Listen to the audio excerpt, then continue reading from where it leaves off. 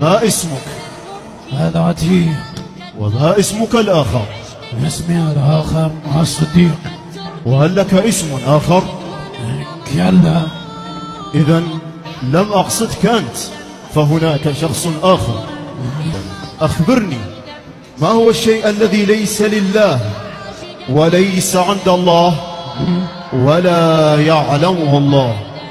هذا الكلام إنه ويحك، ما هذا السؤال الغريب؟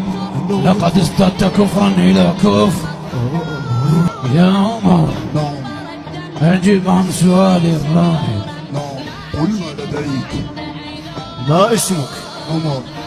وما نسبك من النبي؟ أنا صاحب النبي. حسنا، أخبرني، ما هو الشيء الذي ليس لله وليس عند الله ولا يعلمه الله؟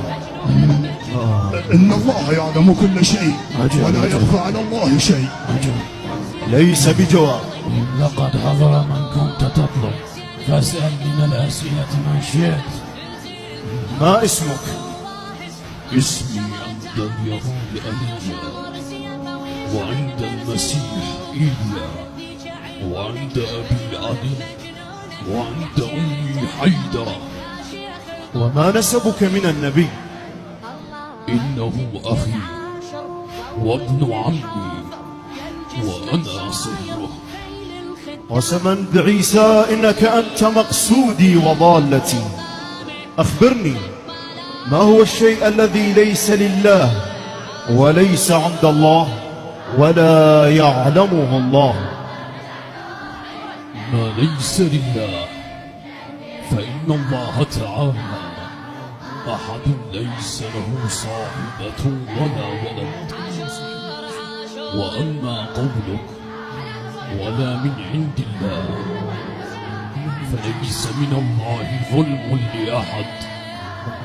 وأما قولك لا يعلمه الله فإن الله لا يعلم له شريك في الملك. أشهد أن لا إله إلا الله وأن محمدا رسول الله، وأشهد أنك وصيه وخليفته.